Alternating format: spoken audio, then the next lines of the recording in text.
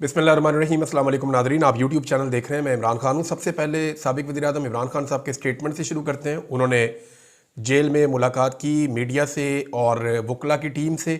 इमरान खान साहब ने कहा कि 13 जनवरी 2024 को तहरीक इंसाफ को अमलन ख़त्म करने की नीयत से इंतखाबी निशान से महरूम करने वाला काजी फ़ायद ईसा आज तारीख के कब्रिस्तान में दफन हो चुका है, जबकि तहरीक इंसाफ और इमरान खान अपने नज़रिए के साथ आज भी पूरे कद से खड़े हैं। बिलाशुबा झूठ और बददयांती की उम्र हमेशा थोड़ी होती है और सच हमेशा रहने वाला होता है। अलकादर ट्रस्ट केस में जज सरीहन गलत बयानी से काम ले रहा है। अलकादर केस का ट्रायल हमेशा 11:30 से 12 बजे के दरमियान शुरू होता है। कल भी इस केस की समाअत के लिए इमरान खान साहब ने स्टेटमेंट दिया तो उससे एक दिन पहले की वो बात कर रहे हैं।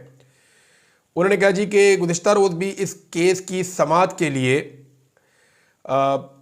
11 बजे का वक्त मुकर्रर था, लेकिन मेरे वकला की आमद से भी पहले तकरीबन 9 बजे मुझे इतला दी गई कि जज साहब आ गए हैं।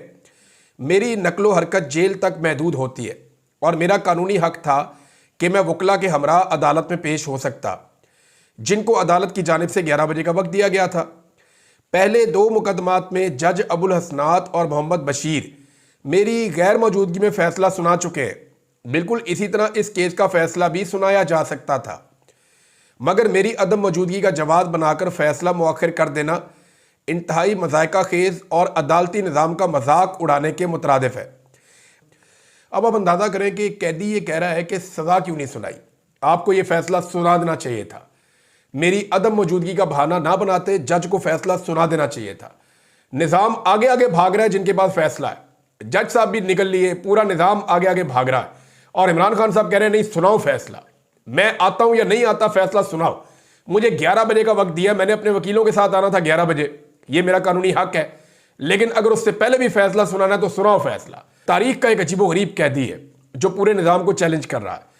अब इमरान खान साहब कह रहे हैं कि अलकादर ट्रस्ट केस का आगाज़ तब हुआ था जब हसन नवाज शरीफ ने 9 अरब रुपए की प्रॉपर्टी 18 अरब रुपए में मलिक रियाज की फैमिली को बेची और NCA ने मुश्तबा ट्रांजैक्शन पर कार्रवाई का आगाज़ कर दिया कि जनाब ये प्रॉपर्टी इतनी महंगी नहीं है, इतनी महंगी क्यों बिक गई, और ये ट्रांजैक्शन जो है मुश्तबा है, इसके ऊपर उन्होंने शक का इजहार किया, मशकूक। कार्रवाई का आगाज़ किया। NCA ने ही इनसे सवाल किया कि ये जायदाद दुगनी कीमत पर क्यों फरोख्त की गई। सबसे पहले तो नवाज शरीफ ने अपने बेटे का जवाब देकर कि ये 9 अरब रुपया इजाफी किस तरह इनके बेटे ने मलिक रियाज से हासिल किया। पहले तो नवाज शरीफ का बताए ना कि 9 अरब की प्रॉपर्टी को 18 अरब में मलिक रियाज को कैसे बेचा। जहाँ तक हमारे दौर में काबीना की इस हवाले से जिम्मेदारी का ताल्लुक है, वैसे अगर ये मामला ऐसे है तो इस मामले को ऐसे उठाना चाहिए था इमरान खान साहब के अपने दौर में, यानी इस मामले को ज़रूर उठाना चाहिए था कि जनाब ये कैसे हो गया कि नवाज शरीफ के बेटे ने अपनी प्रॉपर्टी, वैसे PTI वाले उस दौर में कहते थे, मैंने ये स्टेटमेंट तो सुने थे, लेकिन ये मामला इतना ज़्यादा उठा नहीं उस दौर में। वैसे भी शरीफ खानदान के खिलाफ जो मामला होते हैं वो ज़्यादा उठते नहीं हैं।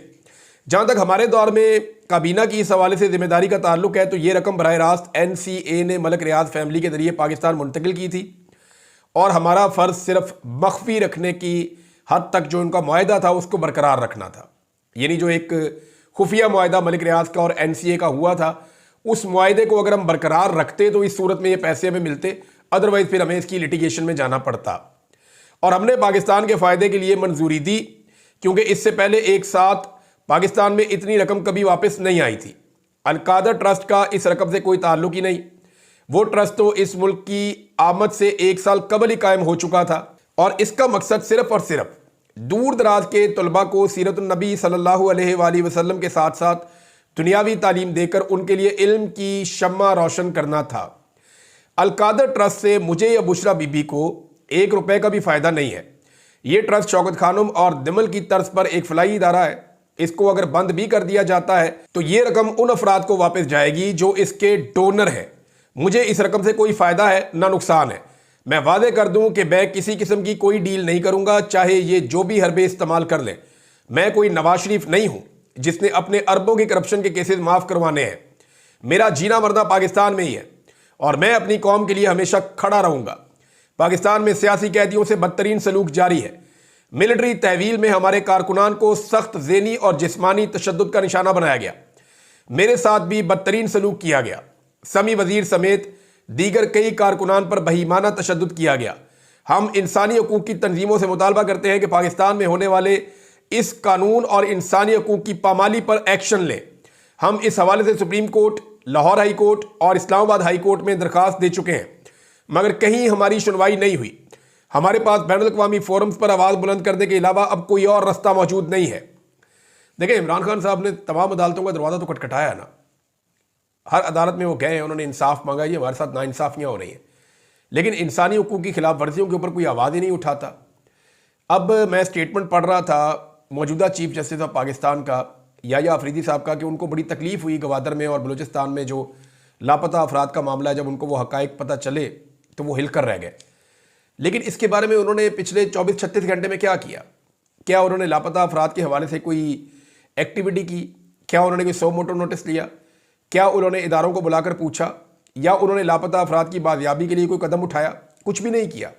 हत्ता कि उनके अपने वकील लापता होते रहे, उनके बारे में वो कुछ नहीं कर सके। लाहौर से एक वकील लापता हो गए थे, ये हसान न्याजी भी एक वकील है।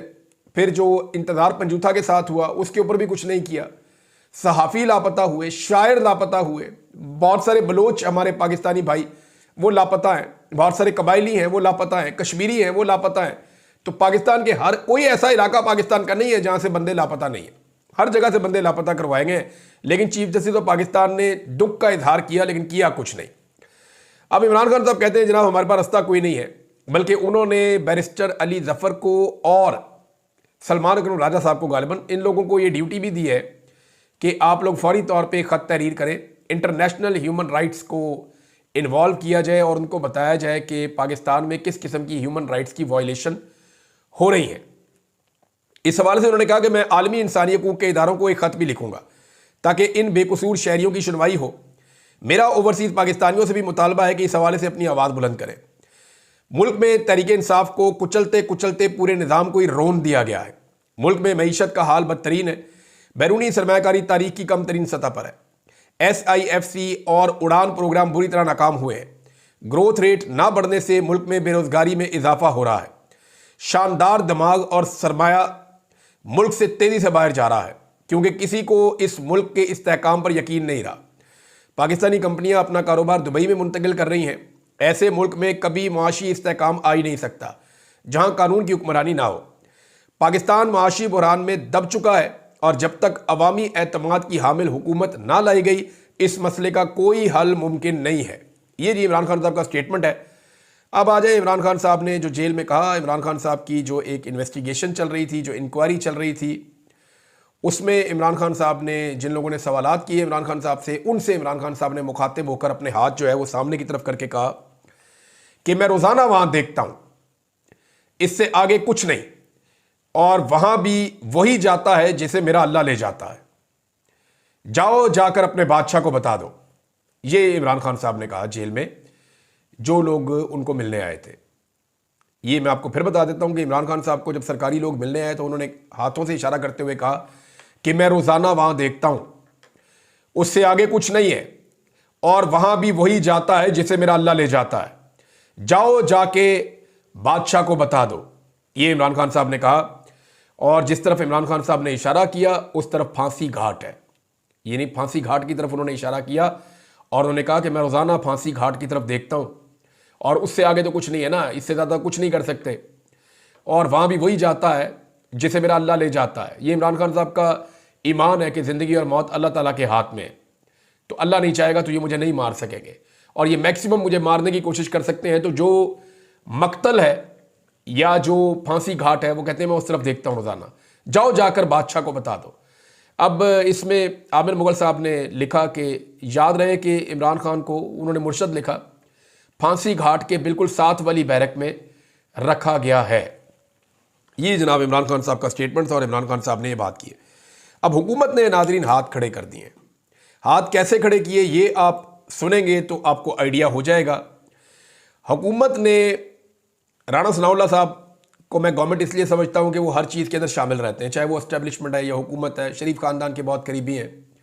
पंजाब जहाँ पे PMLN का असल में जहाँ पे PMLN है कुछ बची है तो वो पंजाब है, तो पंजाब के वो सदर भी हैं।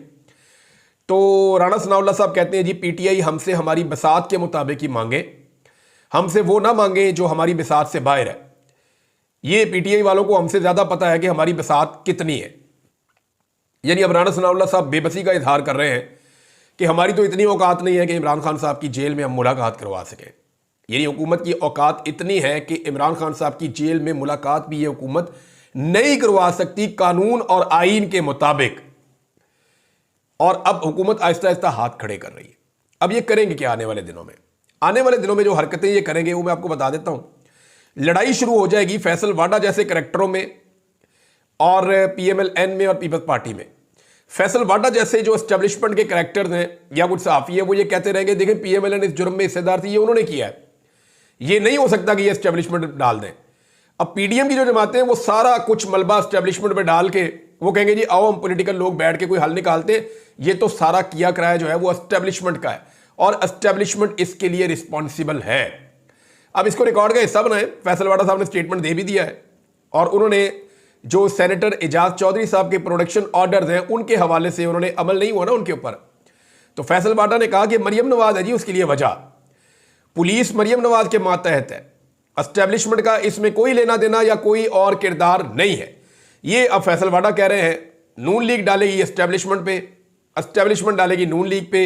इन दो बयानात से आपको समझ आ जानी चाहिए और हुकूमत कितनी बेबस है, उनके पास इख्तियारात नहीं है, ये राणा सनाउल्लाह के बयान से आपको पता चल जाता है।